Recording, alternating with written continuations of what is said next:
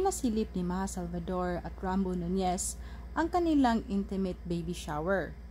Mga malalapit lang na kaibigan ang dumalo, gaya ni Maine Mendoza at MJ Lastimosa. Kung bago ka pa sa channel ko ay huwag kalimutang i-like, subscribe, i-share at comment down below. Gaya sa kanyang kasal noong nakaraang taon, July 2023, ay green din ang tema ng kanyang baby shower. Gaya sa mga tradisyonal na baby shower, ay sumailalim din sa palaro ang mga bisita.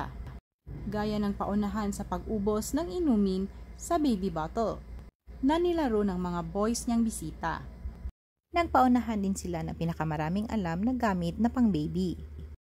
Nag-enjoy naman ang lahat dahil napaka-competitive na mga manlalaro. Naging emosyonal naman ang aktres nang malaman na niya ang gender ng kanyang baby. Laking tuwa naman ni Maha nang malaman niya na ang kanyang dinadala ay baby boy. Hindi naman maitago ni Maha at Rambo ang kanilang excitement na sila ay magiging parents na. Sa dating panayam kay Maha ay nais niya sanang may 2 o 3 silang anak ni Rambo. At hiniling niya na sana ang kanyang baby ay katulad niya na pinanganak sa Year of the Dragon. Bilang bestie ay spotted naman si Maine Mendoza kasama ang kanyang hubby na si Arjo Atayde. Sa ngayon, ang dalawa ay ini-enjoy muna nila ang kanilang buhay mag-asawa.